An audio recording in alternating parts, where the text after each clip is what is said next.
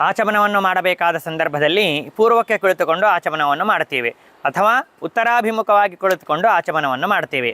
ಈ ಎರಡು ದಿಕ್ಕುಗಳಲ್ಲೇ ಕುಳಿತುಕೊಂಡು ಆಚಮನವನ್ನು ಯಾಕೆ ಮಾಡಬೇಕು? ದಕ್ಷಿಣಕ್ಕೆ ಕುಳಿತು ಆಚಮನವನ್ನು ಯಾಕೆ ಮಾಡಬಾರದು? ಅಥವಾ ಪಶ್ಚಿಮಕ್ಕೆ ಕುಳಿತುಕೊಂಡು ಆಚಮನವನ್ನು ಯಾಕೆ ಮಾಡಬಾರದು ಅಂತ ಪ್ರಶ್ನೆಯನ್ನು ಕೇಳಿದ್ದಾರೆ. ಅದಕ್ಕೆ ಉತ್ತರ ಈ ರೀತಿಯಾಗಿ ಇದೆ.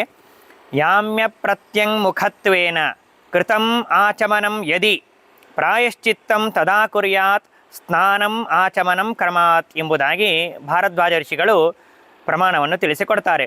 ದಕ್ಷಿಣಾಭಿಮುಖವಾಗಿ ಕುಳಿತುಕೊಂಡು ಆಚಮನವನ್ನು ಮಾಡಿದರೆ ಅದಕ್ಕೆ ಪ್ರಾಯಶ್ಚಿತ್ತ ರೂಪವಾಗಿ ಸ್ನಾನವನ್ನು ಮಾಡಬೇಕು. ಸ್ನಾನವನ್ನು ಮಾಡಿದಾಗ ಮಾತ್ರ ನಾವು ಶುದ್ಧರಾಗುತ್ತೇವೆ. ಆದ್ದರಿಂದ ದಕ್ಷಿಣಾಭಿಮುಖವಾಗಿ ಕುಳಿತುಕೊಂಡು ಸರ್ವಥಾ ಆಚಮನವನ್ನು ಮಾಡಬಾರದು.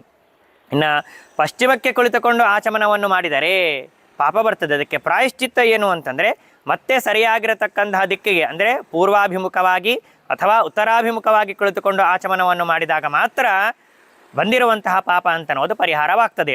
ಅದರಿಂದಾಗಿ ದಕ್ಷಿಣಾಭಿಮುಖವಾಗಿ ಕುಳಿತುಕೊಂಡು ಆಚಮನವನ್ನು ಮಾಡುವಂತೆ ಇಲ್ಲ, ಪಶ್ಚಿಮಾಭಿಮುಖವಾಗಿ ಕುಳಿತುಕೊಂಡು ಆಚಮನವನ್ನು ಮಾಡುವಂತೆ ಇಲ್ಲ. ಆದ್ದರಿಂದಲೇ ಆಚಮನವನ್ನು ಮಾಡಬೇಕಾದ ಸಂದರ್ಭ ಒದಗಿದಾಗ ಪುರೋಹಿತರು, ಬ್ರಾಹ್ಮಣರು ಎಲ್ಲರೂ ಕೂಡ ಪೂರ್ವಾಭಿಮುಖವಾಗಿ ಕುಳಿತುಕೊಂಡು ಆಚಮನವನ್ನು ಮಾಡ್ತಾರೆ ಅಥವಾ ಉತ್ತರಾಭಿಮುಖವಾಗಿ ಕುಳಿತುಕೊಂಡು ಆಚಮನವನ್ನು ಮಾಡ್ತಾರೆ ಎಂಬುದಾಗಿ ತಿಳಿಯಬೇಕು.